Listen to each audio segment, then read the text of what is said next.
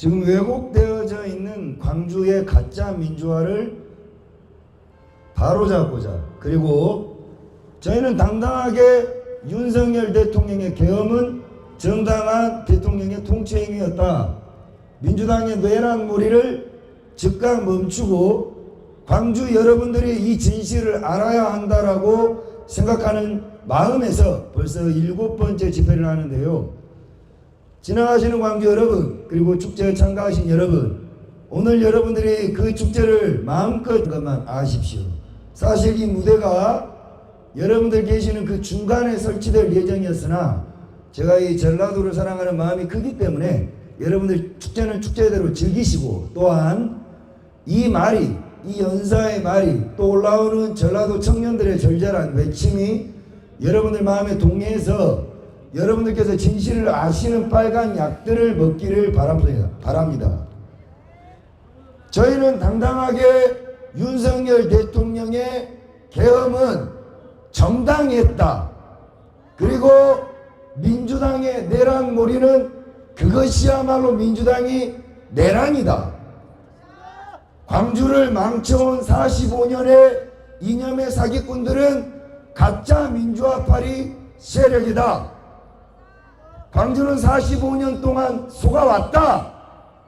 이제는 우리가 그 진실을 알고 이 진실에 대한 저항을 광주로부터 시작할 것이다 라는 주제를 두고 제가 조근조근 설명을 해드릴 테니, 만약에 하시라도 제 설명에 거짓이 포함되어 있거나 여러분들이 전혀 이해 못할 내용이 포함되어 있다면 하시라도 손을 들고 욕설하지 마시고, 너가 잘못 따랐다, 나는 증거가 있다, 네가 잘못된 역사인식을 바로 잡겠다라고 용기 있게 나오시면 마이크를 드리겠습니다. 그러나 밑도 끝도 없이 씨팔놈 저팔놈 찾으시면 바로 모가지에다 독침을 꽂아버릴 테니까 그거는 명백히 아십시오. 서로가 상호간에 좋은 의견을 주고받는 것은 아름다운 토론 문화입니다. 그런 부분까지 뭐라 하지 않고 이제껏 본인들이 듣기 싫다고, 본인들이 알아왔던 것과 반대된다고 해서 무조건 욕짓거리를 하는 것이 전라도의 모습은 아닐 겁니다. 어느 단편의 한 조각이겠죠. 자, 여러분들, 진실을 알아간다는 것이 곧 인생을 살아간다는 겁니다. 시간이 모든 진실을 말해주지 않습니다. 돌이켜보건대 우리는 시간을 거슬러서 우리가 진실을 반대로 알았던 사실을 깨닫게 되기도 하고, 어쩔 땐 우리가 알았던 진실이 불편한 진실이 되는 경우가 더러 많습니다. 이번 윤석열 대통령의 계엄이 그러합니다. 여러분, 제가 여기에서 집회를 하고 세이브 코리아 전한길 강사가 여기를 오니까 연일 레거시 미디어에서는 뭐라고 이야기하냐? 감히 광주 금남로 5.18 민주화 성지에 극우 세력이 와서 민주화를 더럽히는 것이 가당키나 하냐, 이런 이야기를 해요. 아니, 5.18 민주화 운동이라는 것은 자랑스럽다면 제가 아는 민주화와 민주주의는 그렇습니다.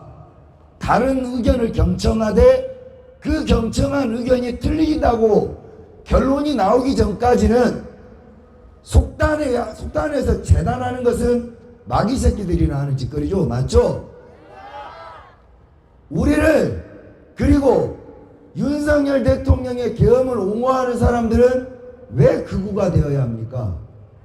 극우라는 사전적 의미를 아십니까? 극우는 이 5.18 광장에서 정확한 사전적 의미로 극우는 바로 5.18 사태 때 투쟁 세력이 극우입니다. 왜? 총기를 들고 다이너마이트를 들고 도청을 불법 점거하고 지금 서부지법 폭동을 일으켰다는데, 지난 여러분들이 그렇게 자랑스러워하는 5.18의 실제 모습이 드럼통에다가 불질러서 경찰한테 굴리고 있었던 명백한 사실이지 않습니까? 그게 바로 폭동이요, 그게 바로 극우입니다. 그러나 이제 역사가 지나서 그 목적이 뭐 독재에 저항을 했건 광주를 지키기 위해서 한 행동이건 그 목적이 수단을 와해시키고 이해시켰기 때문에 여러분들이 비로소 5.18을 폭동이라 부르지 않고 민주화로 인정받은 겁니다. 즉 하나의 사건이 윤석열 대통령의 계엄 또한 5.18과 다를 바 없다는 겁니다. 당신들 5.18이 폭동에서 민주화가 되기까지 30년 걸렸습니다. 그럼 윤석열 대통령의 계엄도 당신들이 말하는 폭동에서 민주화가 될 거라는 가능성을 배제하고 들어서는 아니 되는 것이죠. 대한민국 국민들은 당신들의 외침과 당신들의 요구에 모두 귀를 열고 들어주었습니다. 여러분의 억울한 이야기들을 들어주었고 종국에 이르러서야 여러분들이 주장하는 그 모든 이야기들에 그래 일부 타당하다 옳다 그러니 국가가 여러분들한테 배상을 해줘야 된다고 해서 각종 공무원 시험의 10% 가산점 100m 달리기를 10m 앞에서 출발하는 특권을 광주 5.18 유공장 여러분들은 누리고 계시는 겁니다. 그 과정이 대한민국 국민들의 이해와 국민들의 포용이 없었다면 여러분들은 영원히 폭도의 자식 새끼로 살아가야 했을 겁니다. 여러분, 그럼 이런 경험이 있는 광주 5.18 광주 시민들이야말로 지금의 계엄 사태에 대해서 무조건 극우라고 낙인 찍는 건 여러분들이 그토록 애달아 있던 과거에 여러분들이 원수처럼 생각했던 그 세력과 당신들이 지금 하는 짓거리가 다르지 않다는 겁니다. 들어주어야죠. 자유민주주의의 출발은 다른 의견을 경청하는 데서 시작합니다. 다름을 인정하는 곳에서부터 시작되는 것이죠. 그럼 제가 한번 이야기를 해보겠습니다. 무엇이 계엄을 통해 대통령의 이 지금 사태에 이르렀나? 대한민국 헌법 84조에는 대통령의 계엄권을 보장하고 있습니다. 헌법이 보장하는 권한입니다. 광주의 5.18의 폭동은 헌법이 보장하지 않은 겁니다. 무장폭동이에요. 무장폭동. 그러나 시간이 지나서 그것이 민주화 운동으로 인정받은 겁니다.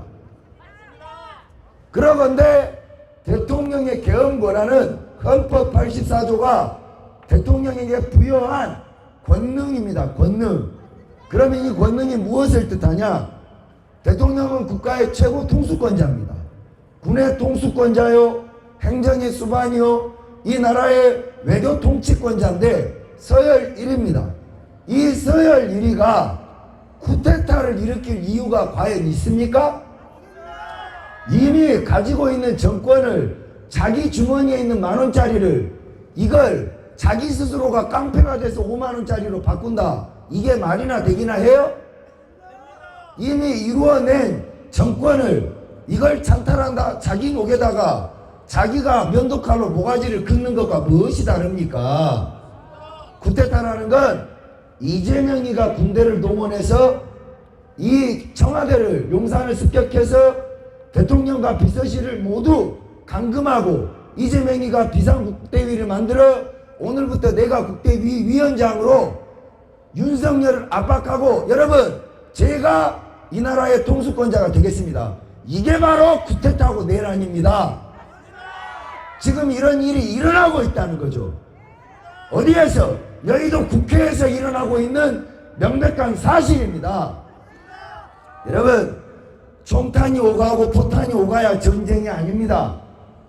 이 나라는 이미 전쟁을 어째서 이 세상은 급변하고 있고 AI라는 가짜 대갈통 지능이 설치고 있는 이 시대에 전쟁은 어째서 1950년도 6.25 사태 6.25 사변 남침 그 인식을 대한민국 국민들은 벗어나질 못하고 있습니다.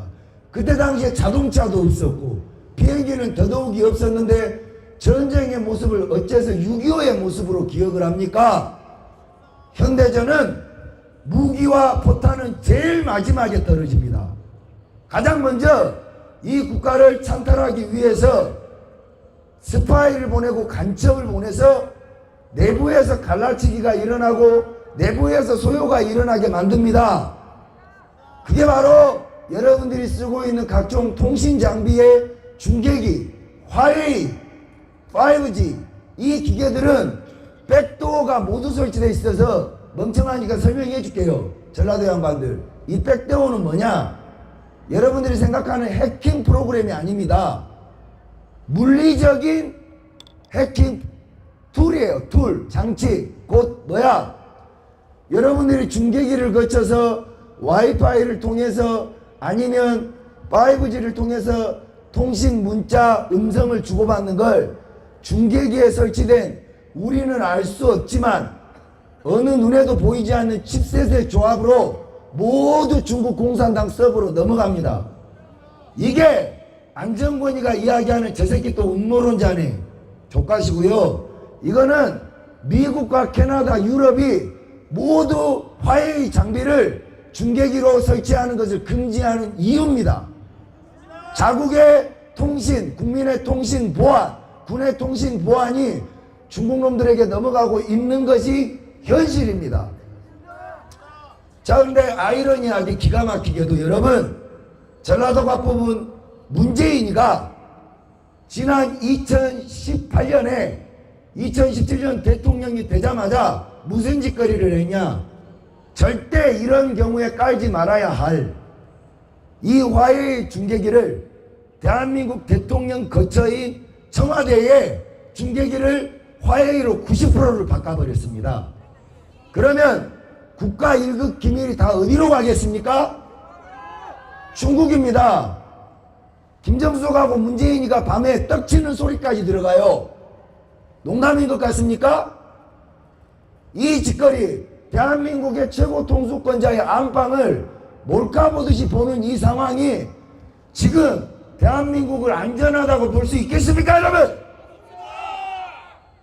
우리가 분노를 해야 되고 전쟁에 임박한 상태라는 걸 왜 인지하지 못하는 겁니까? 하여 이미 이 정권, 윤석열 대통령 정권 초기에 인수위 시절 이러한 보고가 들어갔습니다. 아니, 청와대에 들어가면 뻔히 90%의 화웨이 장비로 국가의 기밀이 중국에 노출될 게 뻔한데 대통령이 거길 들어가면 악어의 아가리로 들어가는 것과 별반 다를 바가 없지 않겠습니까? 하여 화웨이 장비가 설치되지 않은 유일한 곳인 대한민국 국방부 용산 그 건물로 대통령실을 만들어 40년 된 썩음썩음한 건물에 임시 거처를 마련한 것은 윤석열 대통령께서 이 나라의 보안을 그리고 국가 기밀을 지키고자 했던 몸부림이었단 겁니다, 여러분. 이게 누구를 지키기 위함이겠습니까? 김건희 여사 한 명을 지키기 위한 일이었겠어요? 아니면 이게 극우라고 말하는 우리 몇몇을 지키기 위한 결정이었겠습니까? 바로 광주를 포함한 5,200만 국민의 주권을 지키기 위한 어쩔 수 없는 통수권자의 결정이었다는 거죠. 왜 광주는 이러한 진실에 외면하는가? 따지고 보면 그냥 문재인이나 노무현이나 김대중이 새끼 멘치로 그냥 잘 지어진 청와대에 가서 영빈관에서 차 마시고 모든 것들 다 누리고 대통령 집무실 의리아리하게 금방 해놓은 거기를 왜 거부하겠습니까? 거부할 이유가 없죠. 윤석열이라는 사람이 당신들이 말하는 특혜를 좋아하고 어디에서 뭐 도로를 뭐 바꿔치기를 하면서 돈 받기를 좋아하는 그런 인간이었다면 그 잘난 특혜를 청와대 가서 다리 쭉 뻗고 상황 노릇을 하는 상황은 문재인이가 하고 있죠. 매년 80억의 예산을 써서 62명의 경호원을 거느리고 현직 대통령보다 많은 경호원을 거느리고 양산 아방궁에서 뒤질 때까지 월 2억씩 쳐받아가며 지금 김정숙하고 쇼핑이나 저하고 돌로나 댕기는 문재인이가 상황 아닙니까? 국민 세금 가지고 이 새끼는 대통령일 때도 청와대에서 중국에다가 청와대를 화웨이 장비를 통해 내주어버리는 이 매국노 새끼를 이 새끼를 광주가 선택을 할 거냐 아니면 이 나라 국민들을 국가 보안 안보로부터 지키고자 몸부림치는 윤석열 대통령을 선택을 할 거냐. 이제 광주는 선택의 갈림길에 섰습니다. 왜냐? 지금의 작금의 사태가, 작금의 시대가 이제 단순히 데모로 끝나지는 않을 겁니다. 만약에 윤석열 대통령 탄핵이 인용된다면 감히 장담하지만 대한민국은 내란으로 일어납니다. 반드시 내란으로 갈 거라고 저는 예상합니다. 단순한 서부지법의 폭동이라고 말하는 소요 사태 절대 이렇게 끝나지 않아요. 분노한 국민들과 이미 윤석열 대통령이 말씀하신 반국가 세력은 광주 시민들이 아니에요. 이 나라를 중국 놈들한테 팔아쳐먹은 민주당 새끼들과 중국놈 숙주 새끼들을 일거에 척결한다는 것이 바로 계엄포고문입니다. 여러분, 중국 놈들 내쫓아서 당신들 자식들 인생 앞길 막는 거 뚫어주고 열어주겠다는데 이게 어째서 내란이고 이런 걸 설명하는 우리가 왜 극우여야 하는 겁니까? MBC가 극우라면 극우가 되는 겁니까? 민주당이 내란이라면 내란이 되는 거예요? 그러려면 헌법은 왜 있고 법은 왜 있는 겁니까? 그냥 조지나 씨발 민주당이 헌법 기관하고 MBC가 법전하면 되는 거지. 이런 것들이야말로 광주를 싸잡아 당신들이 민주당 편을 들어주니 광주가 저 광장에서 윤석열을 파면시켜라. 왜 파면시켜야 되는지 이야기를 못해. 우리는 윤석열 대통령의 계엄이 정당했다는 것을 수천 가지로 설명하고 정당화할 수 있습니다. 당신들은 그냥 족가고 파면이야. 이게 어떻게 자유민주주의입니까? 이제 광주가 이런 미친 짓거리에서 깨어나야 됩니다. 그렇지 않으면 조만간 광주는 영원히 대한민국에서 외면받는 소도시가 될 겁니다. 지금도 45년 동안 민주당을 뽑은 죗값으로 금남로 거리를 보십시오. 이 총구석에 건물 높이 한번 봐봐요. 순천만 못합니다. 이런 개 거지 같은 저 광장을 저렇게 맹근다고 뭐 하나 좋아집니까?